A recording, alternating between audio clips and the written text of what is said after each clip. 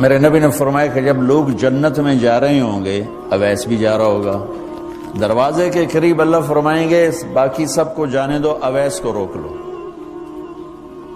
تو وہ اویس پریشان ہو جائیں گے کہ اب بوئے تھے آتے کیوں رکاوٹ بن گئی، دروازے پہ آگے کیا رکاوٹ ہو گئی؟ تو وہ کہیں گے یا اللہ آپ نے مجھے کیوں روکا ہے؟ تو اللہ تعالیٰ فرمائیں گے پیچھے دیکھو، پیچھے دیکھیں گے تو جہنم کے لوگ کھڑے ہوں گے، مجرم۔ کہیں گے اویس تو نے مجھے خوش کیا ماں کی خدمت کر۔ کیا کہا؟ ماں کی خدمت کر کے۔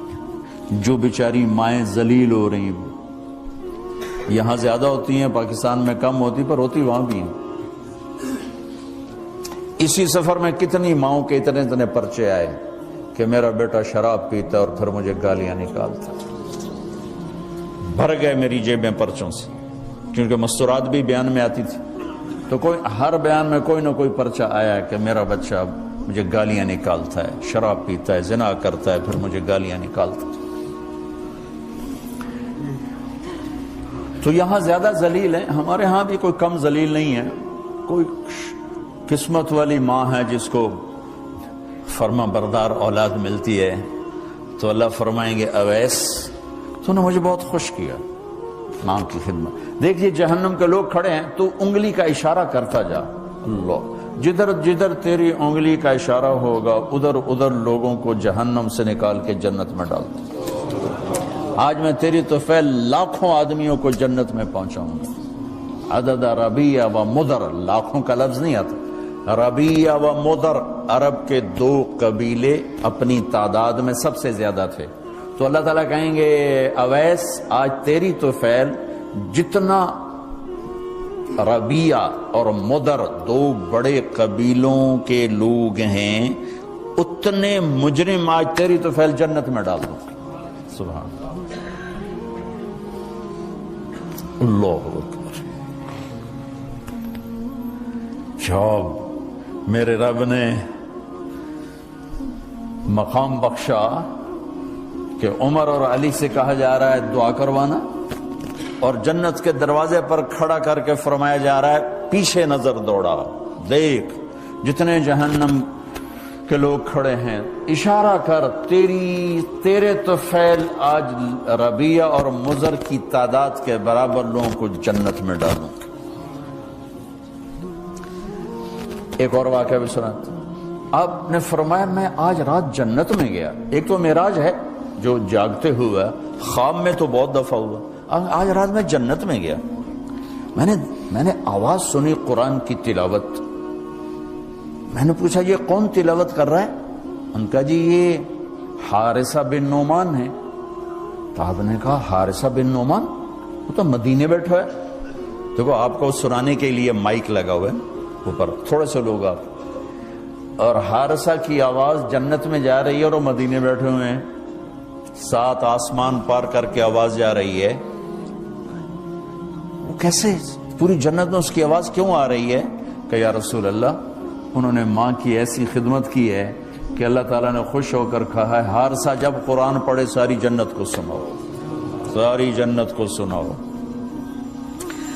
اچھا کیسی خدمت کرتے تھے؟ ماں کی کیسی خدمت کرتے تھے؟ ان کے کپڑے بیوی سے نہیں دھلاتے تھے، خود دھوتے تھے۔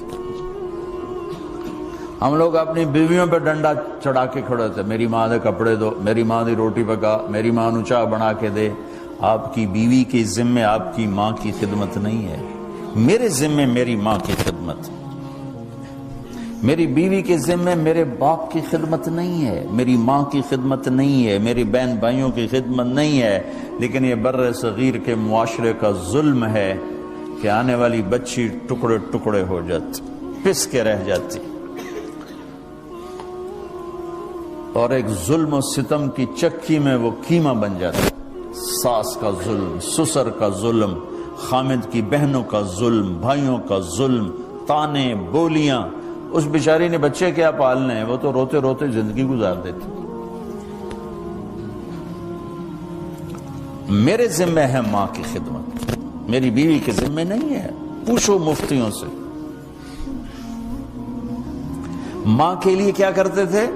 سالن خود بناتے تھے، آٹا گوندتے تھے، روٹی پکاتے تھے، پھر تھالی میں پلیٹ میں رکھ کر ماں کو سامنے بٹھا کر خود کھلاتے تھے، کھلاتے بھی خود تھے، اور ماں کو تیل لگاتے، کنگھی کرتے، جوئیں نکالتے۔ اور کبھی اماں کوئی کام کہہ دیتی اور سمجھ میں نہیں آیا تو یہ نہیں کہتے تھے ماں جی کیا جے، اپنی بیوی کو باہر بلا کر کہتے ماں جی نے کیا کہا ہے مجھے سمجھ میں نہیں آیا۔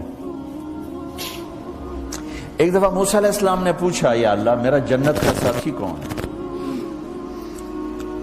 تو موسیٰ علیہ السلام نے فرمایا فلاں قصائی تیرا جنت کا ساتھی۔ تو موسیٰ علیہ السلام تھوڑا سوچ میں پڑ گئے کہ قصائی تے موسیٰ دا جوڑ کے میں بہ گئے، فلاں مجاہد، فلاں عالم، فلاں ولی اللہ، وہ تیرا جنت کا ساتھی، قصائی تیرا ساتھی۔ تو موسیٰ علیہ السلام نے پتہ پوچھا اور پہنچ گئے۔ تو وہ گوشت کی دکانوں میں ایک دکان اس کے بھی تھے، میں بٹھا چوکڑی مار کے تو اپنا ویچی جاندہ تھے، ٹکی جاندہ ہے۔ کوئی موسیٰ علیہ السلام کو اسپیشل چیز نظر نہیں آئی۔ جب شام کو وہ چلنے لگا، جب وہ اس کا گوشت ختم ہو گیا تو اس نے ایک ٹوٹا تھیلے میں ڈالا اور چل پڑا، موسیٰ علیہ السلام بھی ساتھ چل پڑے۔ وہ گھر پہنچا تو موسیٰ علیہ السلام نے کہا میں آ جاؤں؟ کہا جی آ جاؤ۔ اس نے وہاں جا کے کیا کیا، بوٹیاں بنا کے ہانڈی چڑھا تھی، پھر آٹا نکال کے گوندھا، اس کو نرم ہونے رکھ دیا، سالن تیار کیا، پھر روٹی تیار کی، ٹرے میں رکھا۔ ایک عورت اس طرح پڑی تھی، اس کو جا کے ہلایا، ماں جی، آنکھ کھولی، ایک ہاتھ سے اٹھایا، سہارا دیا، دوسرے ہاتھ سے نوالے بنا بنا کے کھلاتا رہا۔ تو اس نے یوں سر ہلایا کہ مطلب میری بس، تو اس کا منہ صاف کیا اور اس کو سہارا دے کے لٹانے لگا تو کچھ بڑبڑائی۔ موسیٰ علیہ السلام ذرا فاصلے پر تھے، سن نہیں سکے کیا کہا۔ موسیٰ علیہ السلام نے فرمایا میرے بھائی یہ کون ہے؟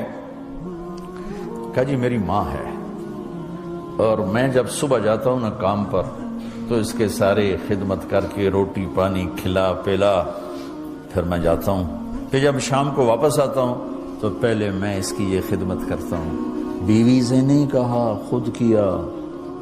ہم اپنی بیویوں کو کتنا ذلیل کرتے ہیں، اور 99% جو ساس ہے وہ نیگیٹو ہے اور ظالم ہے۔ 99% ساس نیگیٹو ہے اور ظالم ہے، اور ہمارے بچوں کو ہوش نہیں کہ میری ماں ہے، میری ماں ہے۔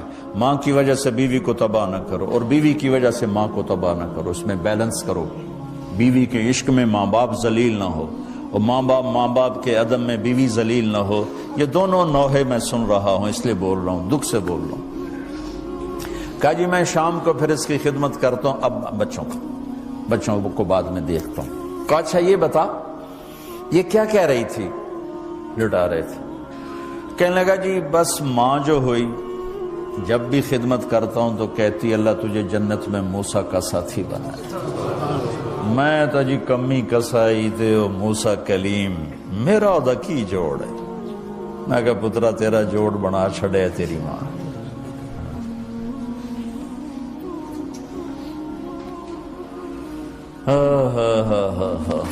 ماں باپ زندہ ہیں دعا لو، فوت ہو گئے ان کی قبروں پہ جایا کرو، وہاں بیٹھ کے قرآن پڑھا کرو۔ جو بچہ پڑھے گا وہ اتنا طاقتور ہو کے ماں باپ کو لگے گا، اگر وہ فوت ہو چکے ہیں۔ زندہ ہیں دعا لو، مر گئے ہیں ان کے لیے ان کی قبر پہ نہیں جا سکتے ہو، یہاں کی زندگی بہت تیز ہے، کبھی تو جایا کرو، کسی ویکنڈ پہ چلے جایا کرو، کسی اتوار پہ چلے جایا کرو، کسی ہفتے کو چلے جایا کرو، مہینے بعد 2 مہینے بعد، سال میں ایک دفعہ سے، کہ یہ ان کا حق ہے، ان کا حق ہے۔ اور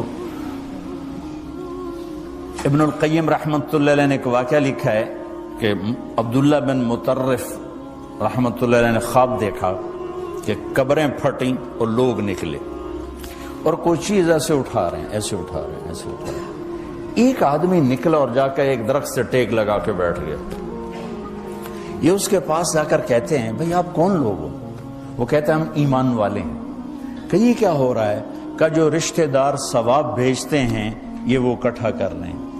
کہ تم کیوں نہیں اکٹھا کر رہے ہو؟ کہ میرا بیٹا حافظ قرآن ہے، ایک قرآن روزانہ ختم کر کے مجھے بھیج دیتا ہے، تو میں نے پرچون دی لوڑ نہیں رہ جاندی، میرا تھوک دا کام۔ کہ تیرا بیٹا کیا کرتا ہے؟ کہ اس کی مٹھائی کی دکان ہے بازار میں، آنکھ کھل گئی، صبح ہوئی تو پہنچ گئے، بازار کھلا، دیکھا تو ایک نوجوان بیٹھا ہوا اور مٹھائی بیچ رہا اور ہونٹ ہل رہے ہیں، پہلے اس کو نہ چیک کرتے رہے، پھر اس کے پاس آئے، بیٹا تیرا نام کیا ہے؟ وہی نام تھا جو خواب میں سنا۔ یہ کیا پڑھ رہے ہو؟ کہ جو قرآن پڑھ رہا ہوں۔ کتنا پڑھتے ہو؟ ایک ختم روزانہ پڑھتے ہو۔ کیا کرتے ہو؟ کہ والد کو ایصال ثواب کرتا ہوں۔ کیا اتنی مشقت کیوں اٹھاتے ہو؟ کہ وہ میرے لیے بہت کچھ چھوڑ گیا، میں چاہتا ہوں میں بھی اس کے لیے کچھ حصہ بنتا رہوں۔ تو یہ والدین کے حقوق میں سے ہے کہ اگر وہ چلے گئے ہیں ان کے لیے ایصال ثواب